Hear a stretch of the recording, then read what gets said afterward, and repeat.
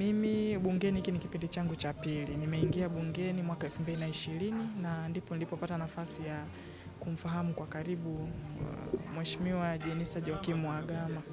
Nakumbuka bunge la kwanza tu nilipoingia aliniita. Akaniambia, mwanangu, mimi kama ulivyoingia wewe ukiwa na umri mdogo, na mimi vivyo hivyo niliingia na umri mdogo. Lakini kuna watu waliniita, wakanifundisha, wakanielekeza, ndio maana unaona mpaka leo tuko hapa.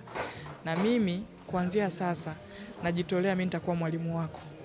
Utake usitake nitakufundisha, nitakuelekeza, na kwa kweli amekuwa mlezi mzuri. Si kwangu peke yangu lakini kwa wabunge wengi. Wengi tulienda kuchukua miongozo, nasaha na ushauri kwake. Alikuwa ni mtu mwenye moyo wa upendo sana na alikuwa ni mchapakazi sana.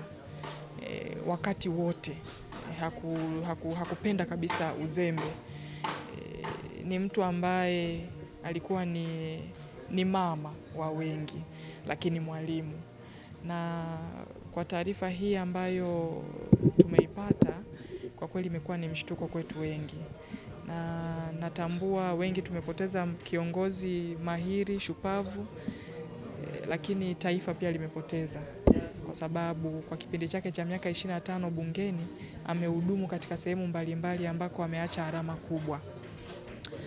Kwa hiyo mimi nitoe pole kwa wananchi wa jimbo la Peramiho, lakini nitoe pole kwa Watanzania wote ambao kwa namna moja au nyingine wote tulinufaika na huduma ya utumishi na uongozi wake.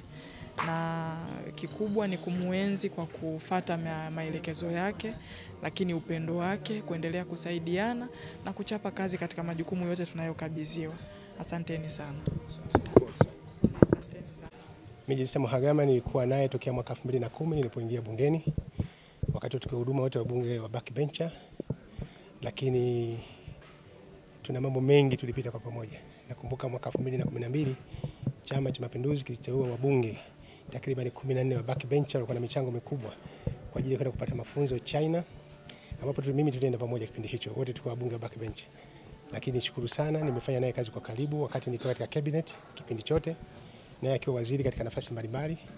Tukio ambalo nakumbuka sana, matukio kadhaa. Kwanza nilipokuwa waziri wa TAMISEMI. Wakati nakumbuka watu walifariki kule Busia, Ukerewe. Yeye akiwa ofisi ya waziri mkuu. Ilikuwa unakuta maiti pale na yeye akiwa anashughulika na maafa. Ilikuwa ni kipindi kizito sana. Nakumbuka kipindi kile dadangu nikimwangalia macho yake alikuwa ni mekundu. Alifanya kazi kubwa sana akiwa kama waziri katika ofisi ya waziri mkuu. Na mimi kipindi kile nilikuwa kama waziri wa TAMISEMI. Nakumbuka tukio lile nikimkumbuka Kigoma Malima, nikimkumbuka Jenista Mhagama. Na mimi nilifika pale kwa tukio la kutisha, lakini unaona kwamba ushupavu katika uongozi. Na kitu kingine pili nakumbuka ajali ya Morogoro. Lori na mafuta lilipoungua pale watu wengi walipofariki. Halikadhalika kipindi hicho Jenista alikuwa waziri katika ofisi ya waziri mkuu. Unaona jinsi gani alikuwa akipambana kipindi kile. Kazi ilikuwa kubwa. Lakini kipindi kingine ni hivi karibuni nakumbuka maporomoko kule Hanang, watu wengi walipokufa kule baada ya ile landslide ilipotokea katika mlima Hanang. Jenista akiwa waziri katika ofisi ya waziri mkuu. Unamwona mama alivyokuwa mchapa kazi. Kipindi chote amekuwa ni mtu ambaye kwa kweli ni msikivu, hambo, hana makuu, lakini mchapa kazi sana. Mimi kwa kweli katika watu ambao tulikuwa tunaitana. Mimi namuita dada mkubwa, anaita kaka. Ndio ilikuwa lugha yetu tunaitana hiyo kipindi chote.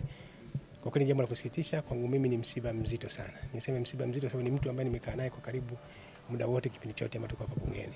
Na tukiwa katika nafasi kipindi kile, nafasi za waziri. Kwa hiyo niseme kwamba taifa limepoteza mtu mchapa kazi. Inawezekana binadamu mtu anapokaishi watu wasizungumze kwake.